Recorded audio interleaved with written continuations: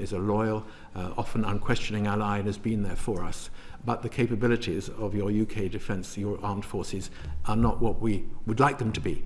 And I think in the 10 years since then, and George Robertson's report, which will come out soon, I suspect will lay bare how empty the cupboard is, if you like, is a real issue, and we should not be blind to that. We're going to have to raise our game, not just because it's about strengthening that relationship, but because Europe is going to have to do more to look after its own security in the future. Lord Gokart, can I just add, just to quote what the Prime Minister said in the House last week about America being indispensable to us, and I think that is different from any other of our allies, important as they all are. It's very much in the UK's interests that America prevails as the major power in the world, because anything else fundamentally brings along closed societies and closed systems rather than open societies and open markets. And in the sense of, if you look at scale and right the way across the board, I would say we're America's closest ally, without wishing to attach a particular label. And I think if you think of America as indispensable and we as being incredibly close across the board, then that's what makes it different from any of our others. Lord Horton. If I can just do a follow-up. One of the things we're trying to conclude by the end of this is our start point in terms of how we sort of categorise elements of this special relationship and what sort of repair they're in. Would it be too simplistic to say that the relationship is sort of composed of two different parts? One is a sort of a shared subjective reality, which is about the history, the values, the royalty, and those sorts of things. And another part is shared objective reality, which is about measurables. It's about intelligence, it's about defence cooperation, it's about trade. And that in many ways, the shared subjective reality is in decline, and the shared objective reality is in a state of disrepair, which we need to pay attention to. Or is that too sort of premature distillation of what you've said so far?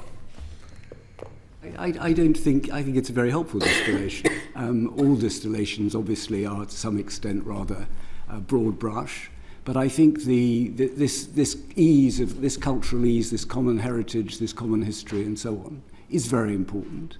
But you can't play your interests based on that. You can't further your interests solely based on that. I don't underestimate how important it is. And I think it's fascinating that people are still focused on whether the bust of Winston Churchill is in the Oval Office or not, As though it's rather like in the old days when we used to see who was on Lenin's tomb, are we up or are we down for the Red Army Parade. But I think your point about what is objective, I think that's what we have to focus on, because whatever the sentiment has been, whatever this cultural ease, and I agree with my colleagues, but I think you'd find cultural ease differs enormously from one part of America to another. If you go to California, I defer to Karen, who's been there much more recently than me. But, the Asia is what it's about. It's not about what's Britain doing, what's going on in Europe. Culturally, it may be in terms of tech and so on. But I think that the issue is exactly what you've said. Objectively, and I absolutely agree with Peter, we play our defence card, and goodness me, my lord, you know more about this than I do. We play our defence card as a real ace in Washington, but there's got to be something on the card. Mm. And I absolutely agree with Peter. We're going to discover that we talk a good game. I'm not quite sure what's behind the facade. So I think if we're going to be serious in continuing to have this position, which Karen quite rightly explained, where we are the go-to ally, you only go to that ally if you've got something to offer. And increasingly, we are really, really stretched. And you will remember, it's a long time since I was an ambassador in Washington, but we could certainly put a division in the field then. And we did all sorts of things that perhaps we weren't entirely enthusiastic about because the Americans asked us to during the Iraq War, because we had the capability. I think it's very doubtful we could do that today. You would know more than I do.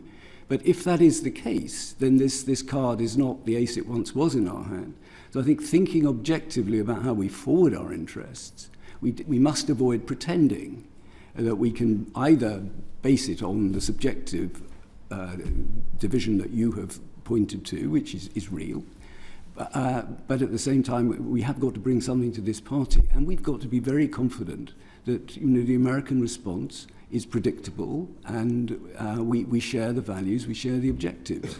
And as I said at the beginning, I think that is an area that is now much harder to be confident about. Lord Soames. Thank you, Chairman. First of all, I think the job that the embassy does in Washington is absolutely wonderful. And I'm very much taken with David Manning's point about trust and values.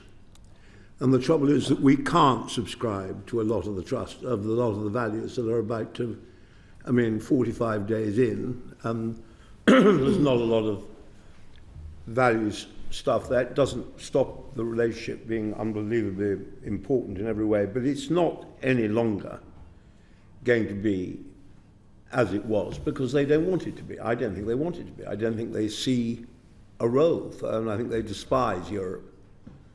Really, I think the Trump people despise Europe.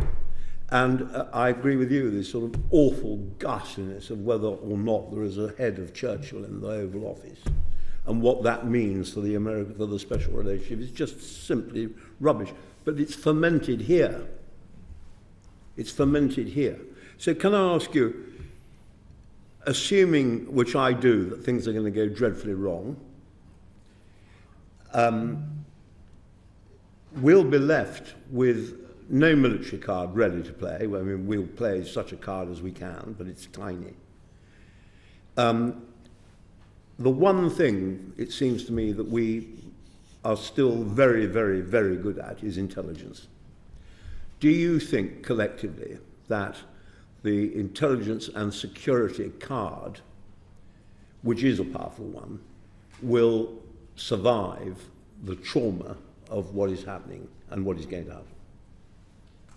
Can I, if that is addressed to me initially, I don't want to dominate my colleague, but can I just say, on the defence point, slightly against myself, we still have real niche capabilities which are valued. I don't want to say that we're completely hollowed out and worthless, and I'm looking down the table at a real expert on this. He will know much better than I do. But that we can seriously still bring niche capabilities. And when you look at America's other allies, we are still a serious player. It's about scale and scope and commitment, I think, and what we really mean to do. So I don't think we should get to the stage where we beat ourselves up so much that we don't think we have this card. I think we need to be very clear about what its face value is now. I think on intelligence, and this is obviously a very sensitive area, it is going to be, in my view, more difficult to approach the whole question of intelligence sharing if you have a problem over this issue of trust. Yeah. And how that will work itself out practically, I don't know, and that's for Richard Moore and others to talk to you about. But clearly, if you have some of Trump's appointees in these key jobs who have very strange track records and have said very strange things about NATO allies, the NATO alliance, and so on, and you have people in the administration who seem to be, let's say, looking for ways of appeasing Russia, then you have a problem on the intelligence front, because these are not the values that we have. It's not your parties, it's not the present governments, it's not where we've been traditionally. And I think that is a big question mark against how the special relationship is sustained during the Trump administration. Can I come in just on that? I think we help each other in a way that is unique, to be honest. Whether that's on the ground, whether it's in analysis, whether it's in simply sharing information, there's an interoperability that you don't find with any other ally. Do you think that's going to last? The predilection is going to be to steer clear of what we can do. I think the intelligence part of the relationship is so valuable that it will last, even if, as David was explaining, at the top level, there might be things we might wish to be a bit circumspect about. But the daily habits of cooperation between the agencies are extremely good, and on crime as well, and I think that will continue. I agree with that, but I do think that it's both the nature of the people at the top of the US intelligence and security apparatus today, the ones chosen by the president. I think that may present some difficulties in terms of their view of us and their view of cooperation. I do think also that since our relationship has always been based on a high degree of professionalism, sense of commitment to respective services, that the hollowing out based on a narrow view of loyalty of some of these American services is going to place some strains on professional relationships bottom up. And I don't think any of us can say exactly how that will pan out, but this is going to be trickier to handle than probably at any previous time. Yeah. Lord Alder does. Sorry, Peter, did you want to say something? Very briefly, I think, just to complement, if you like, what Nigel was just saying, the professionals may well want to keep things going as they are and be absolutely committed and operate on the basis of the trust and the shared values and the interoperability that we know and love. But the problem is that from the top down, it's partly the hollowing out and it's partly the political directives that seem to be being applied to those institutions of the state which were, if you like, apolitical and professional, does seem to be changing the culture as well as the personnel. A lot of very good people are being thrown out simply because they do not pass the loyalty test. So that is likely to affect some things. But just to be a little less sort of gloomy about it, in the past we have sometimes had to manage the way in which intelligence is shared, even within the Five Eyes things. There are moments when, because of the risk of an inadvertent leak to a journalist or something, specific source information, for example, is held back for very good reasons. It doesn't in any sense invalidate the intelligence or the value of the sharing, but sometimes, even when you've got the most perfect working political relationship, you have had to do some work around source protection which was necessary. So you can carry on doing that, and it's by no means the end of the world. Lord Alderdice. Thanks very much, Lord Chairman. I'd like to focus a little bit further on these likely friction points that could make cooperation challenging as we move ahead. You've spoken about a number of things. Sir Nigel, you mentioned the fact that we had engaged in joint projects and that had been a very helpful thing in maintaining this relationship. But I'm wondering, for example, if we are moving to very different kind of focus, where this country might be looking, for example, to delicately cooperating on various fronts with China, whereas the United States administration might be looking much more at confrontation with China. We've also got other relationships which can produce challenges. Sir Peter will remember very well that the difference in the relationship between Ireland and the United States and Britain and the United States led to some interesting developments, which we were able to find our way through. But on things like China, and indeed maybe in the future Israel, we may find ourselves with a more challenging difficulty because of other relationships, not just our relationship. And on the defence question, which you flagged up as really being pretty bedrock now, the character of war is changing quite dramatically. And we're going to have to look at our own defence, but we may be looking at different places that need to be defended, perhaps much more focused on the home territory. And therefore, should we be sending an aircraft carrier to the South China Sea to defend interests which may be not entirely aligned with ours? And indeed, if we look at what's happening in the Middle East, where we're finding ourselves responding to extremely cheap Houthi drones with extremely expensive Western missiles. That changing character of war might mean that a very different profile of our own defence materiel might be appropriate, and the Americans might not be looking at changing in the same kind of way. So I guess I'm really asking, on defence, on other relationships, on our own focus on international affairs, are there challenges and can they be overcome, or are they really in the future going to just diverge further? I think to your first point about points of divergence, let's start with convergence, actually. I mean, I think there are areas, and goodness me, Karen will know better than me, where we can hope to work with the Trump administration. Indeed, we must. You know, we need to, I'm not going to say salvage, that's too loaded a word, but we need to maintain the relationship on the best state we can manage, despite the enormous uncertainties that now surround it. So I think that's a given. I think the Prime Minister's visit suggests that, you know, Trump is looking for some sort of sectoral deal. Maybe it's on AI, maybe it's on tech. And I think we should explore those sorts of openings. It's obviously vital we make the case that we shouldn't have tariffs slapped on us. And I mean, we'll get into some debate about, you know, the impact of Trump on the global economy. I think but to your point about points of friction, I think we have to be realistic. On a lot of policies, we don't necessarily have exactly the same view, and that it may be much worse than that. I mean, I think you mentioned the China issue. Now, on China, I would say there's a lot of common ground, both in the United States, where it's a sort of bipartisan issue, more or less, and in this country, as I understand it. We accept that China is a disruptor, that it wants to change the status quo, certainly not in our interest, that its Marxist nationalist leader, Xi Jinping, certainly isn't a lover of democracy, and we need to be clear-eyed about that.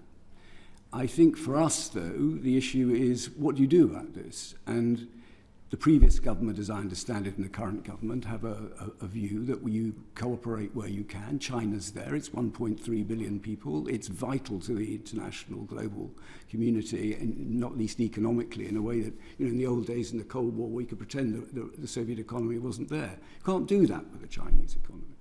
So I think our view is you have to cooperate where you can with your eyes open, but you also have to contest and confront where you think you must. Where does that line come? And it may not be in the same place as where the Trump people want to draw it. And I think that is going to be something that will be a source of constant negotiation for us. We won't necessarily see eye to eye on things like electric vehicles, or whether we're going to speak out on Chinese performance on human rights, or whatever it may be. And as far as I can see, the Trump administration not much exercised about global human rights. We are going to be. So how you draw this line of distinction is difficult. But I would also say that I think we need to be aware that if we don't toe the line, we may come under pressure. And we'll have to manage. This isn't a China-specific problem. You know, if we do things that the Trump administration don't like, and we're not going to be unique in this, what will be the reaction in Washington? This is something that is very difficult to calculate. Would it be private? Will it be in public? Will we get a dressing down on TV? We don't know.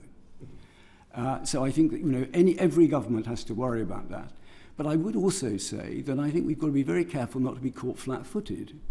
Because my own guess, and it is entirely a guess, is that Trump longs to do a great big deal with China. And so, you know, if we have been busy towing the line, doing all sorts of things that are actually quite difficult for our economy, and this applies, I think, also to our European partners, and then Trump suddenly comes with a piece of paper saying, well, I've done this massive deal, we could find ourselves scrambling to catch up. So I think my own view is we need to have a China policy that is about Britain. It's in our interest. Of course we have to adjust to the realities of working with our partners. But I think we should resist assuming that we can, it will be easy necessarily to draw the line in the same place. On other points of contention, I mustn't go on, but you know, you've mentioned Palestine. There's climate change. There's the whole question of support for multilateral organizations. There are big differences of philosophy and view, and these come back to values, in my view, and it's no good pretending that our policies and Trump's policies are going to converge on a lot of those things. I'd say the opposite in a sense. I mean, I think that it's difficult to find either a sort of conceptual area in international relations or a particular geographical area where our interests are really converging at the moment. I mean, it's more divergence than convergence. The President McKinley worldview of land grabs, and I think Peter mentioned Thucydides earlier, you know, might is right, and all that, That isn't our view. It won't be our view, I think, whatever government we have here, given that we are a middle power that uses international institutions for our own advancement as well as because that is morally right. So I think at the macro level, there's a huge divergence. And more or less any big foreign policy issue that we're dealing with today, we don't agree with the United States and have more alignment with our European partners. So whether that is the Middle East, whether it's Iran, whether it's climate change, China, but above all on Europe itself. The difference with this administration, is this antipathy towards Europe, towards the European Union. We are held in the balance somewhat, but we're not tarnished in quite the same way in their eyes. But that is, I think, is a new factor and a malign one, which I hope will not deflect our government from the path it's set for a reset with the European Union, which is important strategically, but also in the economic basket. And I know, Chairman, you probably want to come on to that a bit later on. But that seems to me the area where we, if anything, need to be most rigorous in defence of what's in our long-term interests and not be swayed too much by the Vance, Musk, Trumpian view of Europe, which is extremely one-sided. Well, Derek, do you want to? Just on this this issue of likely future differences between this US administration and ourselves, just wanted to drill down to two of them. On China, I mean, in the first term, I think there was a trade war lasting 2 years, Trump's first term, which involved some $500 billion worth of tariffs. And we're already into a tariff war in the second term. How likely do you think it is that we are going to be asked, the UK is going to be asked, Europe is going to be asked at some point in the next 4 years to take specific measures in our own economic, commercial relations or even political relations with China that back up whatever the new administration is trying to achieve there? How difficult is that going to likely to be for us? What sort of decisions might be asked of us, if you're prepared to speculate a bit about this? And if you look at another clear, likely area of dispute, which is the Middle East, if this administration's policy on Gaza and on the Palestinian issue stays where it is, I mean, there is a fundamental divergence here, isn't there? And as we approach questions, if the ceasefire holds and we get to a place where the question is about Gaza's future, about who runs the administration of Gaza, about how reconstruction is done, isn't there going to be a huge gulf between us in Europe and the US administration on how all that works out? And I don't know how much you're willing to speculate on this.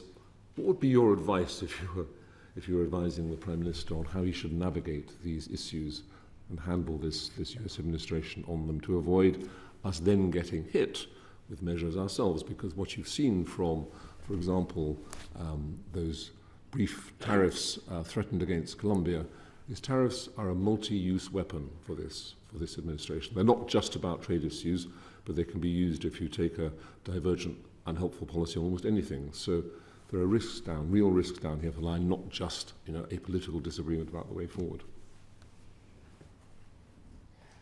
Shall I try? Well, thank you, both of you, for that. I don't quite start where Nigel starts. I don't think there are a huge number of disagreements between us and the Trump administration across the board, but I'd also make the point that it's very rare in the relationship that a point of disagreement disrupts the whole relationship. The last time I can think of that happening was with Bosnia, actually in 1992, when America had a very anti-European attitude to what we and the French were trying to do. Now, we'll have to see how Ukraine plays out, but the Prime Minister's made it very clear that we will work with President Trump. We will put our ideas to allies, including President Trump, and he shares President Trump's desire to have a lasting peace deal.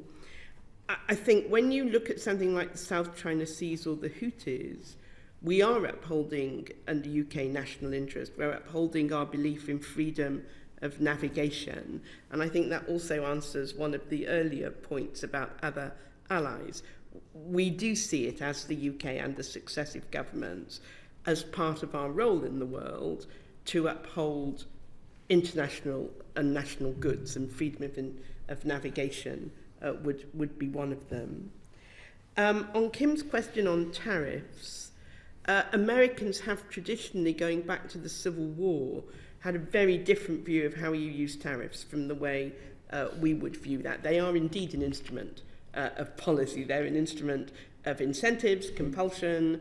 They're not just there to restore a difference in a trade deficit, and we obviously do not believe in that way of using tariffs. But the Prime Minister's also been very clear, including to Parliament, that we won't choose. We don't think we have to choose between the EU and the US, and therefore, by extension, what that means for China policy. He and the government will pick a way forward that is most in the UK's interest for those given circumstances. So I don't think there's a blanket answer to that. We will have to weigh at the point at which we might get a US request, whether it's in our interest to accede to it or not, looking right the way across all the equities that might be involved in that, and the answer might well turn out to be different in each case. So I don't think it's possible to lay down the template for how we might handle that. On Gaza and the Middle East, I agree there are some points of divergence there. I remember the first Trump administration, as you do, where we had the Kushner plan for the Middle East. But the important thing that the then British government wanted to do was to try and see if that plan could be used to find a way forward. So again, I don't think it's a question of rejecting or accepting something. It's that this is the start of a conversation, a discussion that will have to bring in a huge number of countries, including, importantly, Israel, Egypt, Jordan, and let's start having that conversation. Let's use what openings we can to try and find a way forward. So it's pragmatic. Could I pick up the Middle East? Oh, sorry, Peter. Sorry, yeah. Peter. Just, thank you very much. A couple of points. The others, of course, are right that we have to be realistic about the extent to which there will be continuing divergences. There always were, there always will be. Some of them you can manage relatively easily. Karen talked about Bosnia. I remember not much long after that in the 1990s we had squabbles over Northern Ireland, and Lord Alderdice recalls that, and we were both in the middle of that, and we got through it. I think the single most important strategic divergence that we're going to have to deal with is the management of the relationship with Russia. Now, we have done very good work, and I'll come back to that in just a second, in, if you like, trying to put Humpty Dumpty back together again.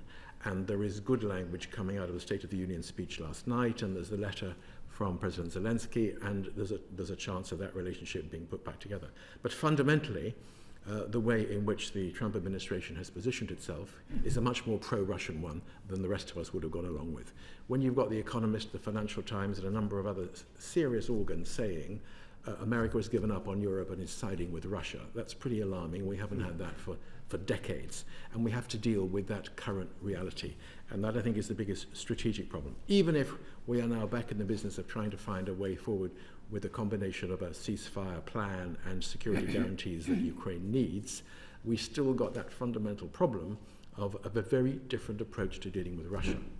Is that part of a grand strategy to split off Russia from China, or, as Karen was suggesting, the Americans deciding that the three big beasts in the jungle, China, Russia, and America, divide up the world between them, and the rest of us can go hang? Perhaps, I don't know. I don't know whether there's that degree of strategic thinking, but we need to be thinking in those terms about those big issues. A couple of other tiny things.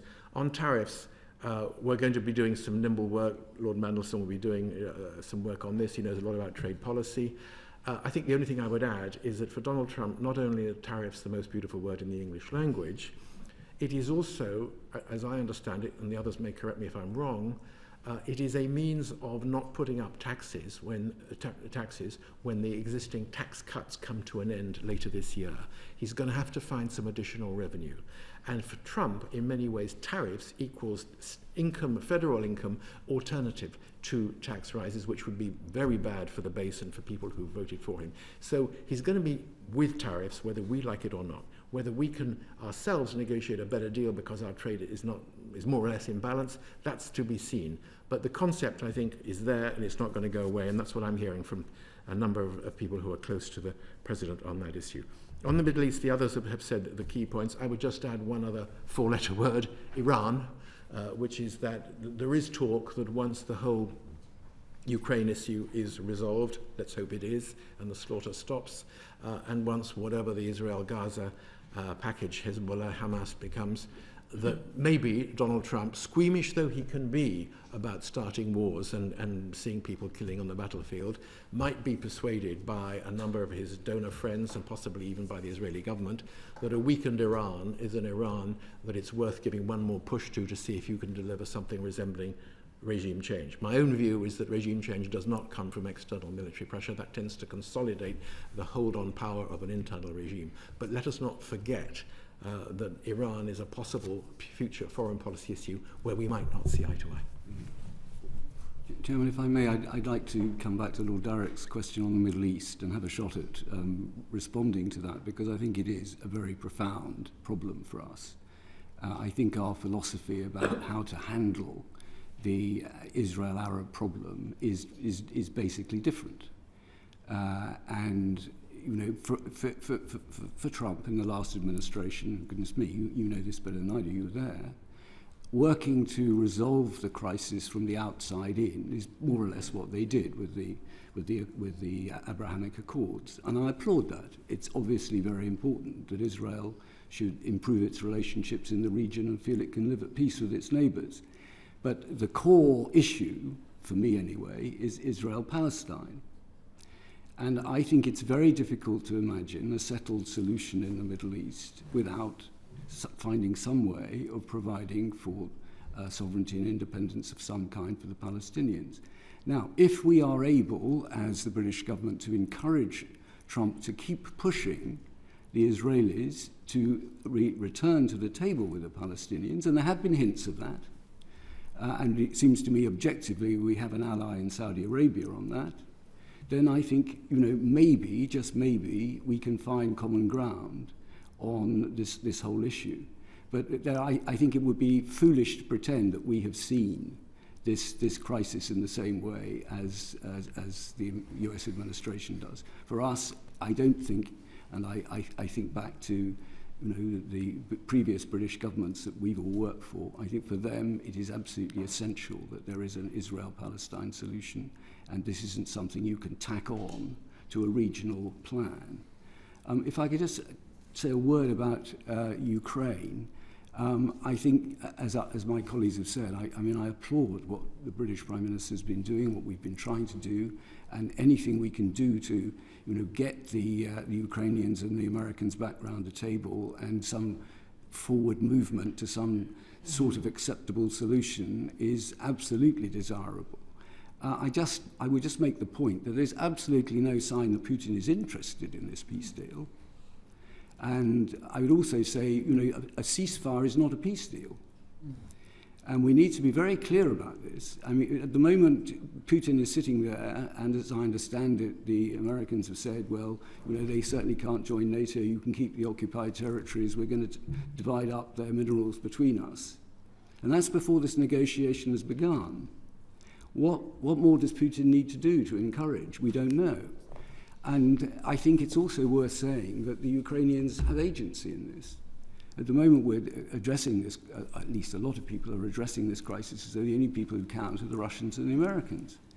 Actually, the Europeans do have a role in this. We have a great many of Russia's frozen assets in European capitals. And the Ukrainians have fought for 3 years for their independence. And I would personally, it's a long time since I served in the then Soviet Union, but I'd be quite surprised if they're just willing to say after 3 years, well, we've been fighting like this, but Trump's told us to give up. And so I think there's a long way to go in this, and I think the difference of our approach on Ukraine and Trump being in a hurry and wanting to do a deal, I think there's a very fundamental difference of approach. And I think we may find it, despite the Prime Minister's best efforts, very difficult to hold together over what happens to Ukraine. Ms. Morris. Well, thank you very much. David, you mostly answered my question. Could I just probe a little bit more on the relationship that we have with Saudi Arabia and the relationship between the US and Saudi? Do you think, on Monday, the Arab leaders met in Cairo to put forward a plan for Gaza. Today it's been rejected by the US. Do you think there is a place for dusting down the Arab Peace Initiative, probably with Saudi Arabia taking the lead, which has offered peace with Israel over all these years? Do you think that there is a place, and could we play a part in that? Well, my answer comes with an immediate health warning. I'm certainly not an expert on Saudi Arabia. And indeed, I think if you want to get into this, you need to ask colleagues of mine who are much better qualified. I'm sure there has to be a place for the Arabs in the solution in the region. I've no doubt about that. And I think it's interesting that they have rejected Trump's suggestion of taking over Gaza and turning it into some kind of massive real estate project. And they've come up with what seems to me a plan that is seriously lacking in detail, but they've come up with a plan about what to do for Gaza. But I don't believe it makes sense to try and impose from outside a solution on the region. And I think it's very important that Saudi Arabia is a key player in this, because they have the heft, they've got the money, they are the dominant regional power. And I'm sure that they should have a vital voice in it. So my own view is that by all means keep the Western powers involved, and it's inconceivable there can be a deal without the United States, but I also think it can't last any more than a deal imposed on Ukraine can last. You have to have the people who are involved with you, who are going to subscribe to it. Oh, please. Thank you very much.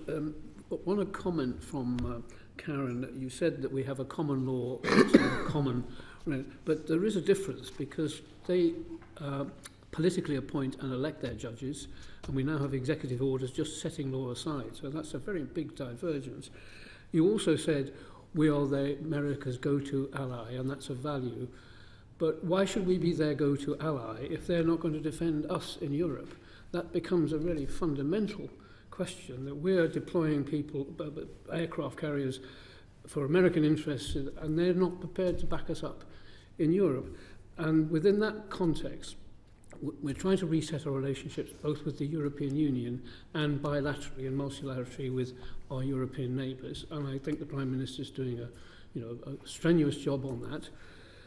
But what we're being told is that the EU was only set up in order to screw America, that frankly he's not really interested in what happens to Europe. And it raises the issue of how we can ride between our interest in Europe and maintaining this relationship. I'm not saying we shouldn't try. I think we should, and I think you've all given us indications of how we should and why we should. But it seems to me there comes a crunch point where there might be a fundamental choice between US and Europe. Is that something you think is a fearful possibility? Can I just say? Yeah, do please go ahead. I think the Prime Minister is very clear that we're not going to choose between our allies. Both are very valuable to us. But I also think if you listen to President Trump's press conference with the Prime Minister, he did stick by Article 5. It is a congressional decision put there by Marco Rubio, Secretary Rubio, that America cannot leave NATO without congressional agreement. And although you're quite right, there is a difference of view in the Trump administration from many of its predecessors about Europe, they do help us. They will help us. We're in the South China Seas for our interests, not just America's. and they have assisted us. They still have troops in the Balkans, for example. So it's a much more symbiotic relationship, I think, than you were implying. I turn to Nigel. I was going to go on just to talk more generally about the tension, Lord Bruce, that you were talking about between the United States and Europe, a familiar tension. I think the Prime Minister is right to try to hang on to what we can of the relationship with the US and their commitment to European security. As we've seen from the last few days, that's going to be tough, but I think it's the right objective, and on trade as well. But I do think in terms of what's going to change, we've been left since Brexit, we the UK, more exposed to the United States. And the US has been going through a difficult period with Trump 1 and the pressures on the Biden administration in the foreign policy area. That affects the UK probably more than anybody, because we are so closely connected to the way that the US conducts its foreign policy. So I think, in a way, strategically, the most important thing for us, as well as maintaining what we can of the UK-US relationship, is moving ahead with Keir Starmer's initiative with Europe. And that has at least two fundamental elements to it. The first is the security, defence, foreign policy element that we've been talking about this morning, caused by this new world order that confronts us and a diminished, at least, American support for NATO and for Europe. But the second is obviously the review of the Trade and Cooperation Agreement that we negotiated 5 years ago, the defects of which are apparent in British public opinion and need over time to be corrected. I think that if we are able, and there's an EU summit in May for the UK, if we are able to create a much closer relationship between the UK and Europe on defence, for all the difficulties of that, which go back a long time, including some real-life efforts in areas of defence procurement and kit. If that is possible, it ought to be not only acceptable but supported by the United States, because it goes in the direction that they're asking us to go. Whether it does without an unpleasant interview here or comment there we'll have to see. But I think it ought to be saleable to them. The second is much more difficult, because in Trump's first term, he was encouraging the UK government of the day to go for complete rupture with the Europeans, and that's obviously the mood today. So that will, I think, take some explaining to the United States, but this is an area where our government will have to be firm, and this to me is not should not be up for negotiation. We're going to have to do that if we're going to rebalance our own long-term security interests and respond to a world which requires us and other Europeans to act much more confidently on our own. Thank you. Obviously, the challenge for us is to sort of unpick what's happening in the here and now and try and identify some long-term trends. So I want to come back to the international and multilateral organisations in this new world order. One would think that they might provide some sort of ballast in our relationship with the US, although I don't think any of us could have imagined the US voting with Russia and North Korea at the UN a few weeks ago. But how much is our membership of these organisations, and whether it's the UN, NATO, Five Eyes, AUKUS, how important is that to our ongoing future relationship with the US?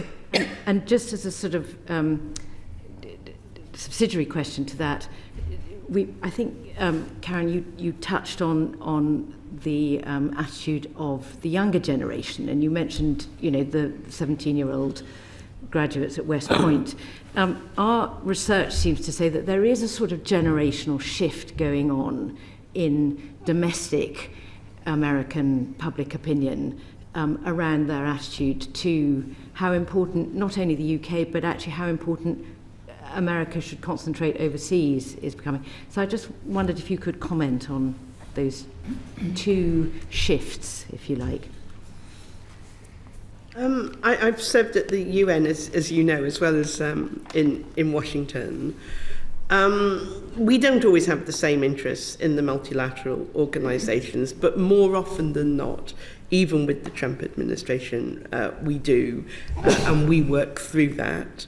I'm afraid it won't just be on the Ukraine resolution in the General Assembly. I suspect some of the differences will start to show on some of the more social policy resolutions that will come with the Commission on the Status of Women, for example.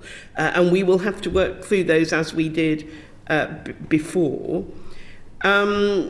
We add in the international multilateral dimension to all aspects of government dealings with the Americans, whether the Americans are members of X or not. So, for example, President Trump wishes to pull out of WHO, we would still discuss world health issues, pandemic issues with the United States, and we would discuss how, if you like, the international system is doing anyway. So it's an important part of the conversation that particularly the Foreign Secretary has with his counterparts, but obviously it's not the only aspect. Something like CPTPP, where we are members and they are not, but Canada is a member, Mexico is a member, that's a very interesting contribution to any debate about prosperity in the Pacific area. So again, it forms part of the regular discussions that the Foreign Secretary would have.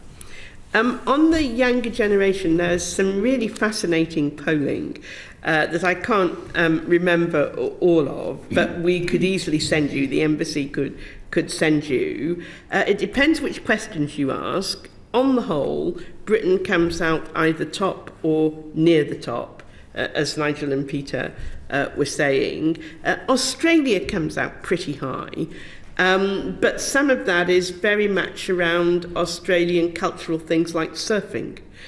So it does depend a little bit on what question you're asking. But certainly if you go round the US and visit institutions, whether they're state level, whether they're city halls, there is enormous interest and affection for the UK. And a kind of understanding that we are cousins, if you like, and that we start from the same place, even though we don't always agree. Can I say a word about your question on multilateralism? Because I think there is a philosophical difference, probably. I think for us, as a medium-sized power, we believe that it's very important that there's a rules-based international order which is policed, if you like, or at least there is a framework provided by multilateral institutions which we all belong to, and we observe the rules.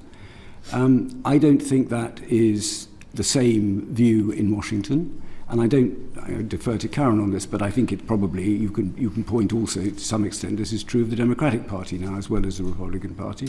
But my view is that this administration, in the person of Trump, will see multilateralism in a completely transactional way, and unless it's useful, it gets in the way. And you would rather deploy American power on a one-to-one basis than have to go through the bureaucratic procedures and the voting procedures of being in an institution, that is an inhibition to your exercise of power. So I think there is a fundamental difference. It's partly about our size. It's also, I think, partly about values and attitude to international relations. It was quite clearly, performance politics to pull out of the Paris Climate Change Agreement on day one, to walk out of WHO, which Trump has accused of misleading everybody on COVID, and so on. And you point to this extraordinary, absolutely unprecedented vote in the UN. And even if it's gesture politics on one level and it's showmanship, it comes back to this question of trust, and can you work with people who are going to, subject you to this kind of shock? I think multilateralism is very important for us. I think, again, it's an issue we need to be absolutely clear. We're committed to it. I also think it could easily backfire on the Americans if they take it too far. Multilateralism isn't going to go away. There may be a vacuum because the Americans leave. It may be filled by the Chinese. And other Western countries will suffer for that, because we will have, without the American voice in place in key institutions, whether it's climate change or whatever it is, we are weakened, in my view. So I'm not sure that it will in the long run help the United States very much if they do that. But I think to your point, I think we need to be clear that we do not see multilateralism in the same way. Thanks. Just a couple of general points. One is that I think we have to be ready for the reality that whether it's in the international organizations or whether it's in terms of our own determination to reset relations with Europe while fixing relations with America or keeping them in good repair, there will be some nasty surprises. We often will not be consulted very closely, even after the very close consultation between President Trump and the Prime Minister. We didn't know, the British government was not tipped off that he was about to suspend all military assistance to Ukraine immediately afterwards. I don't think we knew that they were going to vote as they did. I'd be fascinated to know how it actually happened at the United Nations General Assembly on that ludicrous resolution which declined to apportion blame for the Ukraine war to the Russians for having invaded. It will be like that. It was always a bit thus. Sometimes the process of consultation in the US system was for them to whir the cogs and work out what they wanted and then call up the allies and saying, here's what we're doing, are you with us? Rather than consult at an earlier stage of the policy-making process. I think we made a lot of progress in recent years. Maybe at the moment we're going a little bit backwards, but we're going to have to live with that. And in a sense, Lord Darrick's question, how do you advise the Prime Minister to deal with all this stuff?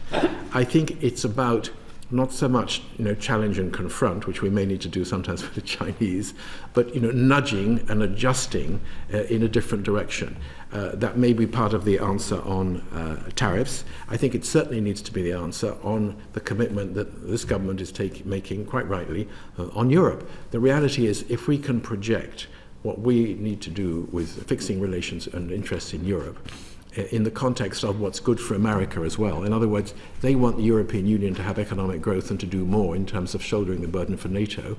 Well, we need to have economic growth and closer relations with European neighbours for that to work. Otherwise, we're not going to be able to meet an objective, stated objective, of the United States government. So phrasing stuff in the context of what matters to them and persuading them, if you can, this is back to the point about personal relationships, to adjust their fire in the light of new facts which they might not have thought about, will be a part of this. So lots of hard work to be done there. There will be bumpy surprises, and sometimes there will be stuff that's chucked out stream of consciousness which 2 days later doesn't actually turn out to be American policy. We shouldn't take every single utterance as being ex cathedra, but we do need to face up to the fact that it's going to be different, and to the extent we can, try to nudge and adjust where they are in a different direction to take account of what we think is in our interest in the context of what's in their interest too.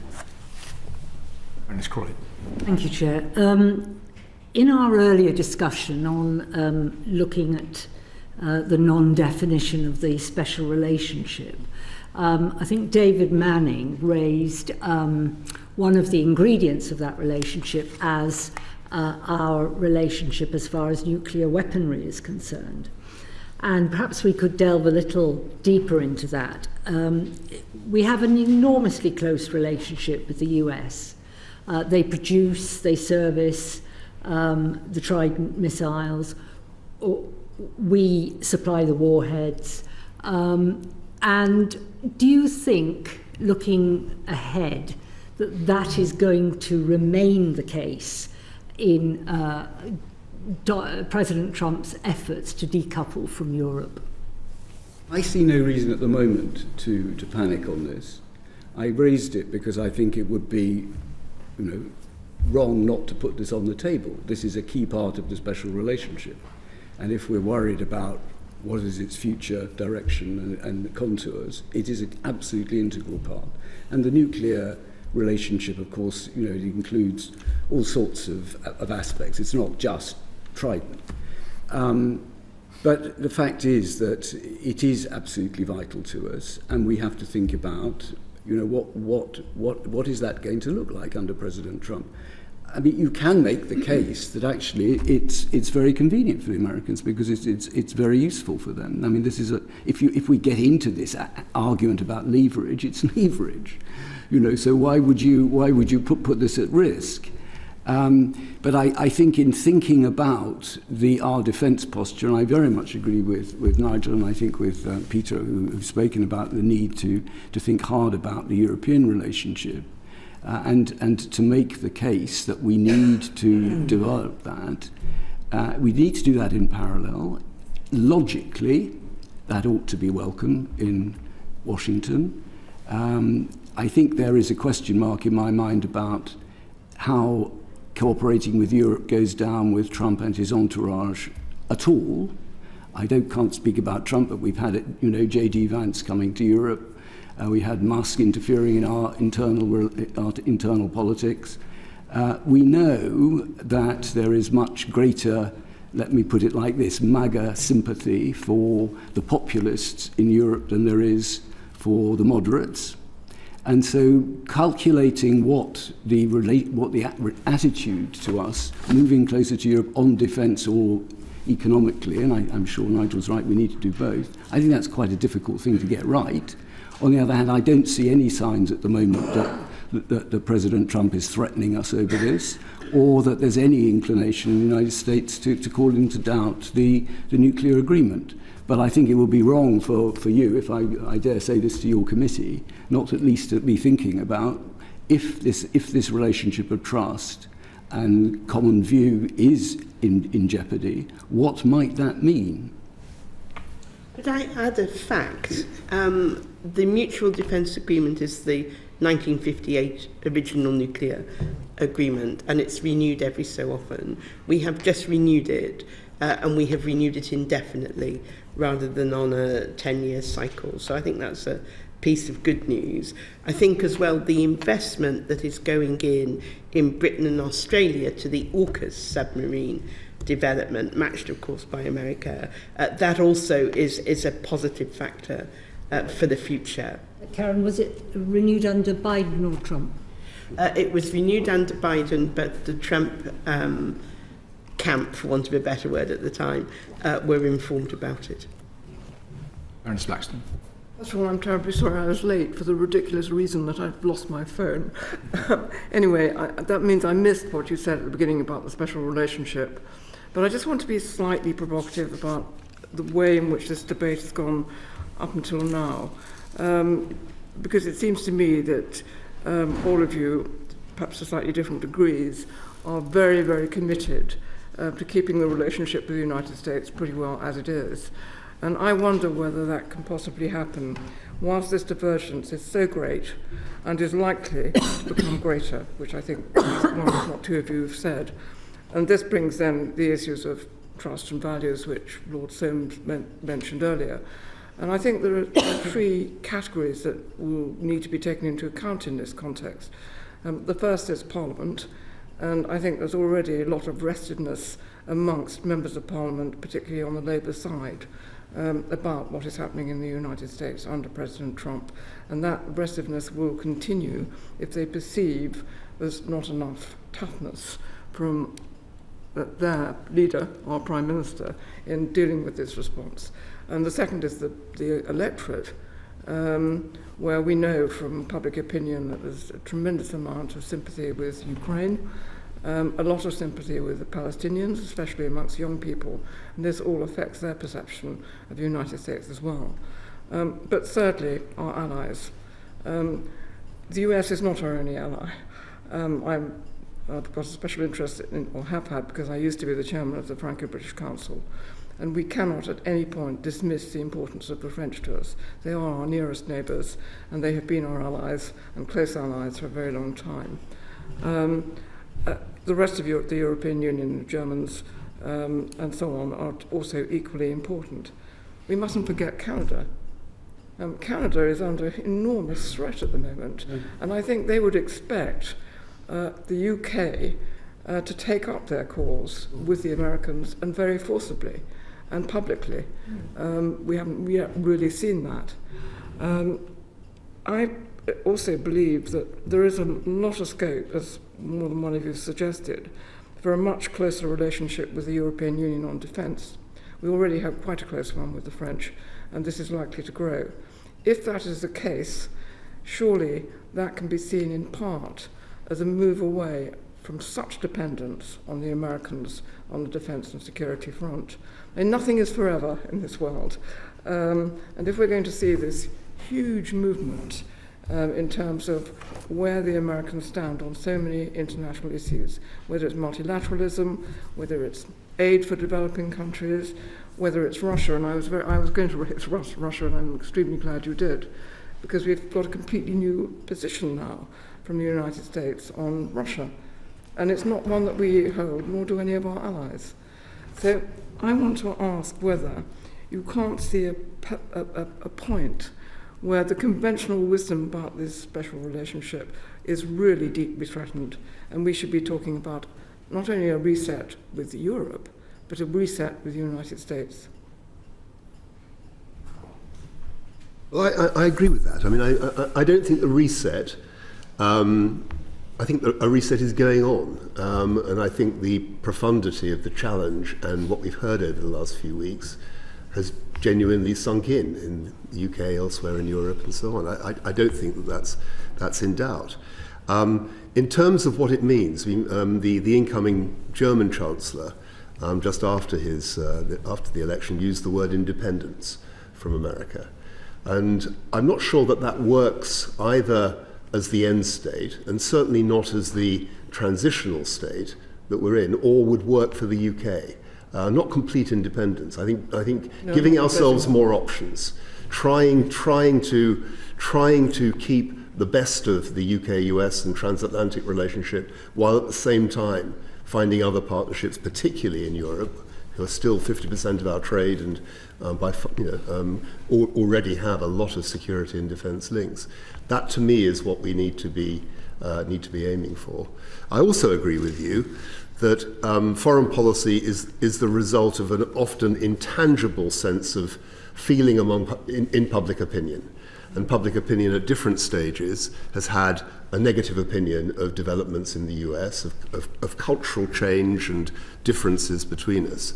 And that's very, very profound for obvious reasons today. And you've already seen in British public opinion polls a reduction of support and interest and liking for the United States, the same across Europe. That must affect the political environment in which ministers are going to operate if they want to have very, very close, sometimes risky, operational projects with the United States. There's nothing they can do about that unless there were a fundamental change of heart on the Trump side, which doesn't look very likely at the moment. But I agree with your fundamental point. I think we are at a turning point. But I think whether it's talking about a peacekeeping operation in Ukraine or about the nature of European security in a transitional 5 to 10 year phase, we're still going to need a lot of American involvement and support. We're approaching, sorry, please go. A brief word. I mean, just to say, we did talk a bit about Baroness Beck and some of those things that you mentioned. I don't think we were really saying keep the relationship as it is. I think what we were trying to say is that there are a number of ways in which we're going to have to face up to new realities, and we've got to learn to be a bit more transactional, rather in the way that the Trump administration is, and be pretty hard-headed about where our own interests lie. And I talked a bit about the threat posed to our security by the cozying up to Russia, and handing, if you like, Putin a number of negotiating points in advance of a negotiation even beginning over the heads of the Ukrainians. We had that in Afghanistan, and look how that ended. The Trump administration negotiated with the Taliban over the heads of the Afghan government, and it ended up with the mess that we've got now, even though he managed to try to blame Biden for it. So I think we're trying to understand the new realities, and I don't think we were saying, keep it as it is.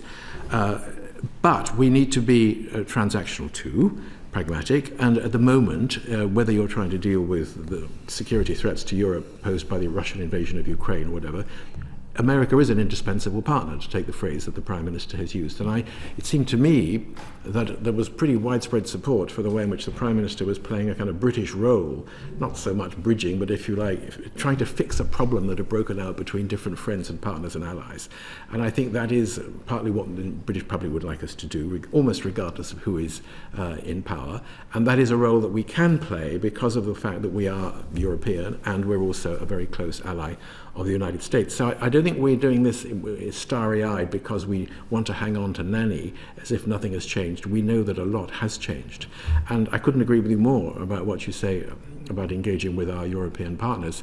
But I don't think President Macron, for example, in any way would want the Prime Minister not to try to use what relationships and influence he's got in Washington to make things better. He is doing the same thing.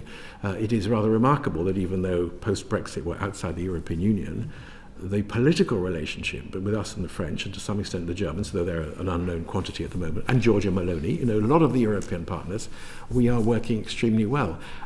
It's not either or, as we were saying before. It can be both and I think that has to be the right strategy for now. Just to underscore, if I may, Peter's, it's not a zero-sum game point, and I think that's very much how the Prime Minister sees it.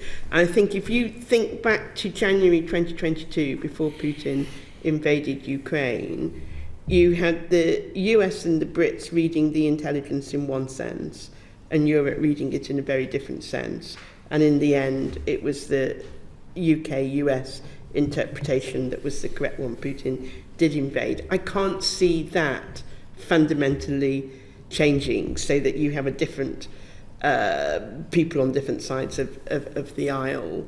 But I do think tech is one reason why the relationship with America will continue regardless of the relationships between Downing Street and the future White House. America's approach to tech and AI is so advanced compared to Europe's. We as Britain are the third largest AI sector in the world after the US and China, and the Prime Minister and the government are going to want to keep that. So I think, if you like, life itself, those technological innovations will keep us moving with America, even as the Prime Minister rightly builds up the relationship with Europe. It is now midday. I've got two more people who would like to ask questions. Can we prevail upon your goodwill to stay for a few more minutes? Thank you so much, Baroness Cousins. Thank you. Thank you. Going back to Baroness Fraser's question about international organisations, now that Trump has come out of, or has stated he wants to come out of the World Health Organization, can we expect any further disengagement from other UN agencies? Or looking at the possibilities for more positive action within the UN, do you think there's any scope or appetite for encouraging US, UK pragmatic cooperation where they have overlapping penholder responsibilities at the Security Council? I'm thinking in particular of Sudan. And on a separate question, but the same theme, what do we know, if anything, about Trump's attitude to the BRICS countries? BRICS being the bloc that seems to be expanding rather rapidly at the moment, including a number of major Commonwealth countries.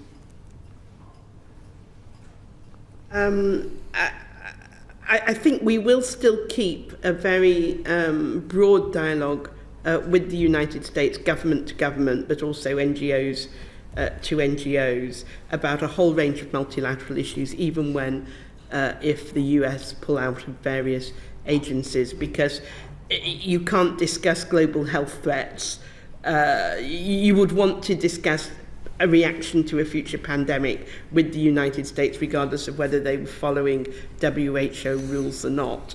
And I think the nature of American programming, but we'll have to see where the review of American programs gets to, does allow them to still participate individually in different ventures. So I could see that happening on a range of issues currently dealt with by the UN agencies.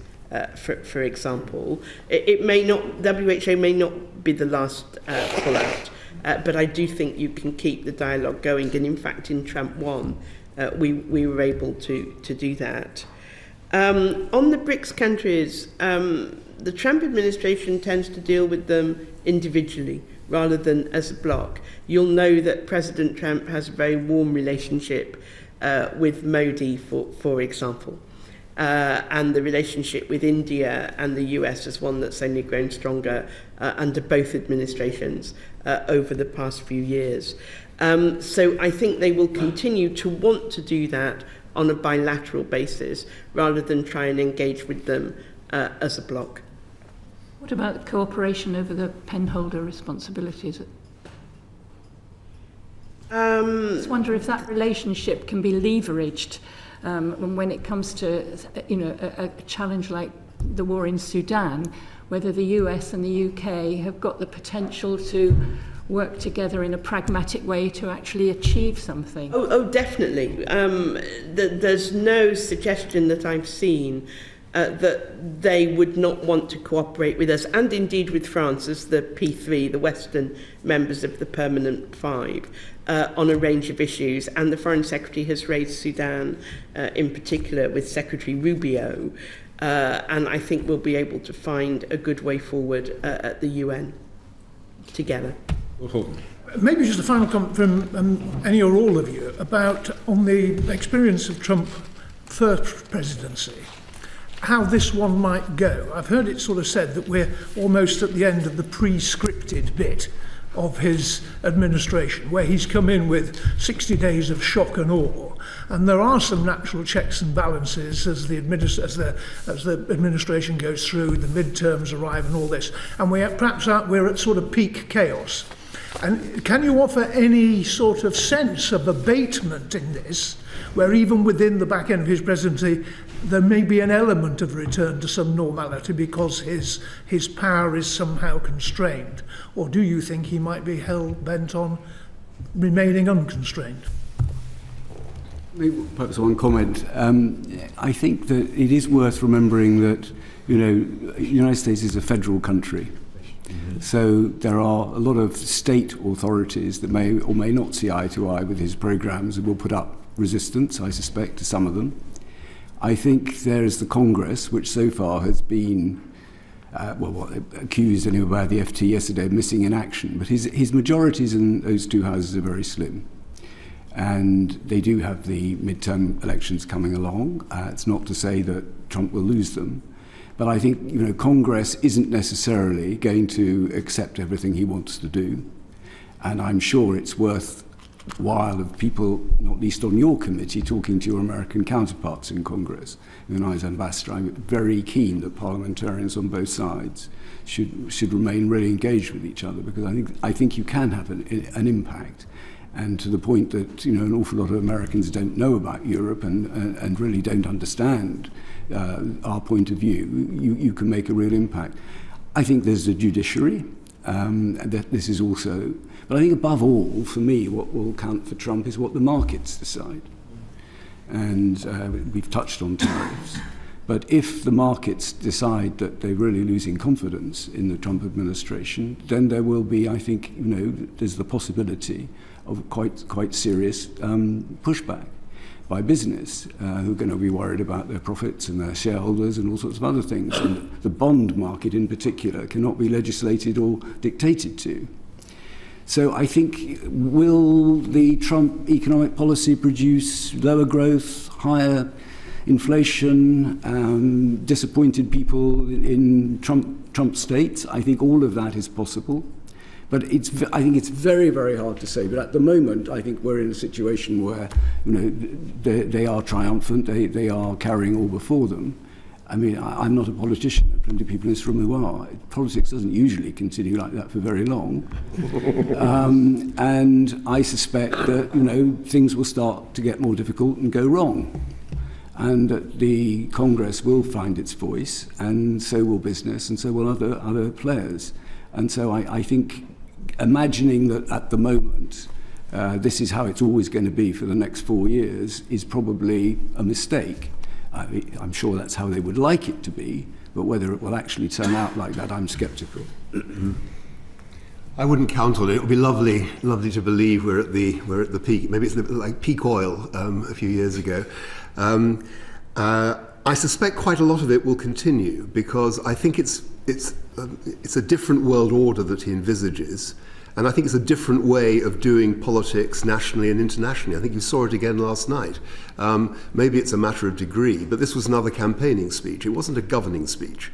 And the way in which the politics of campaigning are being transferred to America's international relations is to me one of the very important and very regrettable medium-term issues that we're facing, not least in relation to their attack on Europe and the use of powerful social media to push European politics in a particular direction. So I think it's a way of operating which I can't see him becoming a president who goes away at the weekend and spends his equivalent of time reading his box. It doesn't feel to me that it's going to be that sort of presidency. It's going to carry on being a presidency conducted in the public eye, with policy being made on the hoof, though some of that may abate somewhat. On David's checks and balances, I think on the basis of the first 6 weeks, it really does depend on the courts. And we've got to hope that the courts, including the Supreme Court, offer that check, because for the time being, I think there's not very much on the political side. And I think American business opinion is more muted, more concerned today than it was in 2017. In 2017, there was that sugar rush. There was the feeling that they were onto something, that the economy would do very well on the back of the tax cuts and other changes. I think today, because of tariffs, because of the hollowing out of the public space, which I think works at a general level of deregulation, but people worry about the detail. They worry about the funding, for example, for American universities and research. All these things, I think, make American business uncertain, probably supportive as much as they can be. But if you look at the markets, they've taken a tumble actually in the last few weeks. I think you have to remember that President Trump has put his finger on something that the American people deeply feel. He won every swing state. He got, for the first time, a popular majority. It's been put to me by members of the Senate that part of the reason for this is because America has never faced, at least since 1814, an adversary with as strong an economy as America has. They've always had the upper hand economically. And now in China, they have a different sort of adversary, and they have not yet calibrated exactly how they want to deal with that.